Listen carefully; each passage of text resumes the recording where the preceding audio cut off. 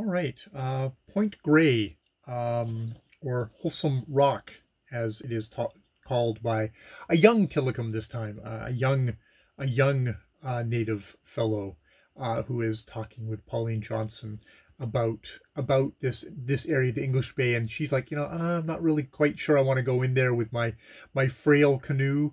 And he says, like, well, at some point I really want to take you there because I want you to see this wholesome rock.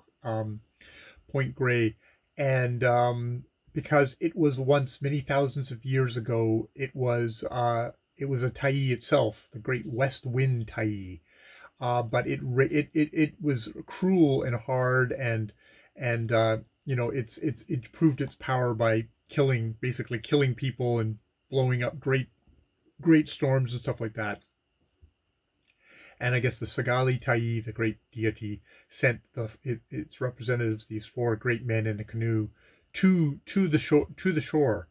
And the west wind was like, no way, you're not coming, and blew up tons of hurricanes and storms to crash it down. But they sailed through. The Sagali Tyee's powers through these four great men was too much, and they got through, and they said, like, okay, well, we can't destroy you entirely, but we're going to change you, and we're going to change you into this immovable rock, which is there, and you're going to be the west wind that will carry anyone home who needs to come home. If they touch their paddle blade to the rock there, you will blow them home safely. And yeah, and so it's like, yeah, and so he says, like, have you ever been becalmed around Point Grey? I asked irrelevantly. Often, but I paddle up to the rock and touch it with the tip of my paddle blade, and no matter which way I want to go, the wind will blow free for me if I wait a little while. And I suppose all your people do this? Yes, all of them, he answered. They have done it for hundreds of years. You see, the power in it is just as great now as at first, for the rock feeds every day on the unspoiled sea that the Sagali Tyee made. And it's a... having difficulties with my little Kindle here. We're having... So, yeah, it's a little less pointed of a story.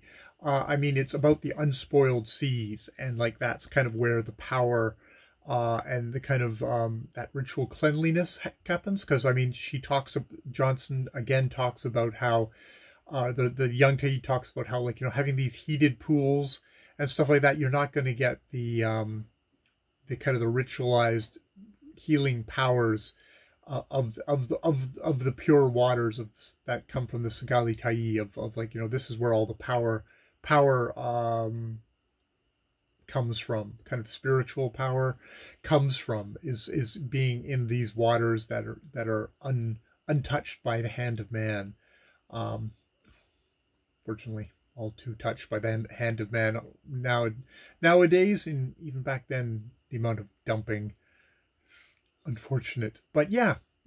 So I think it gives you another sense of kind of the connection to the ocean, and how important that is to the Squamish people. So yeah, a little bit more of a step back than some of the more pointed political stories. There is still stuff of like, this is before the white man came to these regions, long before, the ancient history of this area for these people here, and these kind of creation myths that are being told in this story of Legends of Vancouver.